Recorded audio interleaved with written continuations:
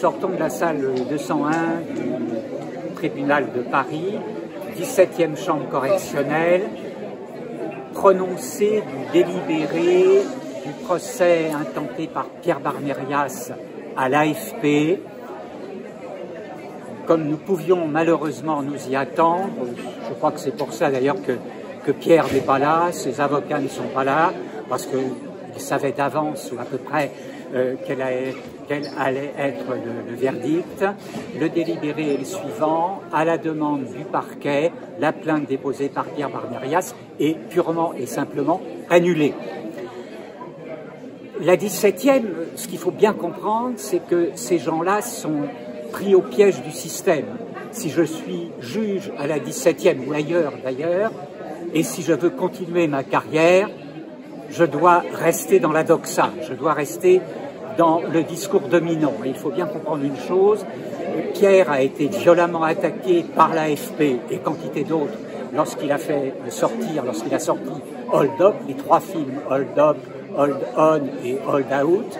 Pierre a été violemment attaqué, il a souhaité se défendre, il avait raison de le faire. Et en même temps, ça c'est mon point de vue personnel et je lui ai déjà dit, c'était d'une grande naïveté, parce que jamais la 17e, qui est la chambre de la presse, jamais la 17e ne lui donnera la peau de l'AFP. Ça fait 25 ans que je pratique cette chambre, tantôt comme prévenu, tantôt comme partie civile. La 17e reste dans la doxa et il était évident que jamais elle n'allait condamner pour diffamation l'AFP, quels que soient les motifs, quelles que soient les bonnes raisons. Et Pierre en avait une très longue liste, il avait bien préparé son dossier, ses avocats avaient bien travaillé, il avait des témoins qui étaient prêts à témoigner lors de la première audience, lors de l'audience du début septembre.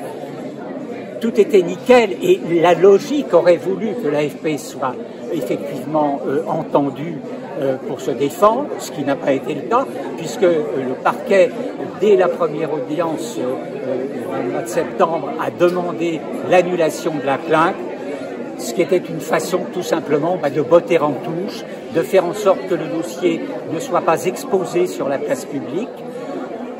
Voilà, et aujourd'hui, annulation de la plainte. Alors, on posait tout de suite la question, est-ce que Pierre pourra faire appel? A priori, je pense que oui. Je ne suis pas avocat, soyons clairs. Je ne suis qu'un psychosociologue infréquentable et un psychothérapeute fou, diplômé en conspirationnisme depuis 25 ans environ.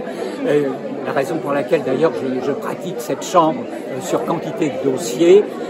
Sans doute, est-ce qu'il pourra faire appel? Mais bien évidemment, ça ne servira à rien ou à peu près à rien. Oui, alors qu'il fasse appel, mais parce que tu sais très bien sur quoi.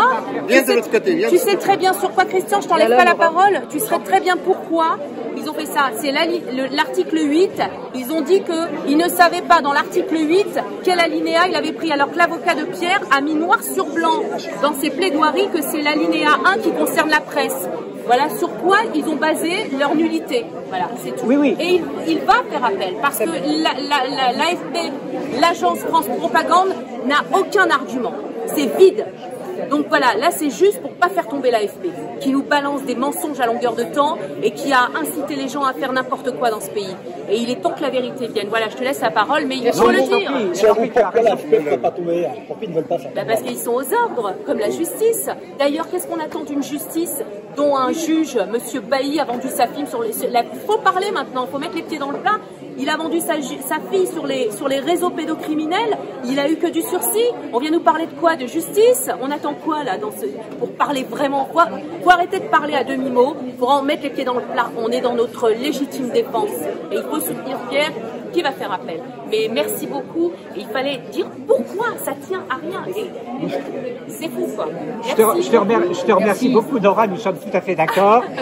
Nous sommes face à des criminels. Il faut être très clair. Alors, je ne vais pas reprendre le discours que je tiens par ailleurs, mais nous sommes face à des criminels qui utilisent les institutions de l'État pour assassiner littéralement une partie de la population. Combien de dizaines de milliers de morts dans les EHPAD pour absence de soins et empoisonnement au Rivotril pour les euthanasier. Je crois que une des dimensions fortes de l'histoire du Covid, c'est l'assassinat des personnes âgées dans les EHPAD. Plus tout le reste, plus tout le reste. Les passifs. On veut anéantir les passifs pour garder les fonds de retraite, etc. On connaît leur système. Oui. Le gouvernement actuel bosse pour BlackRock et les États-Unis. Voilà, ils bossent pas pour la France, il faut que les citoyens se réveillent. Ils ont vendu cette semaine Doliprane. Merci Nora, je crois que ça suffit. Il ne faut pas être trop long dans ce genre d'intervention. Bravo. Il s'agit d'une mort sociale de Pierre Barnérias. Une tentative, parce qu'en réalité, c'est l'inverse qui va se produire. Exactement. Voilà, j'arrive. Il avait son train à 41, il est arrivé à 45 et il embrasse tout le monde très chaleureusement. Il m'a dit, tu leur dis du fond du cœur que je les embrasse et que je les remercie d'être là. Voilà, je lui avais dit que je le dirais. Super. Un grand merci. Merci. Voilà, donc Ça va contribuer à faire monter la pression face aux criminels auxquels nous avons affaire, puisque nous avons clairement affaire à des criminels qui utilisent les institutions de l'État.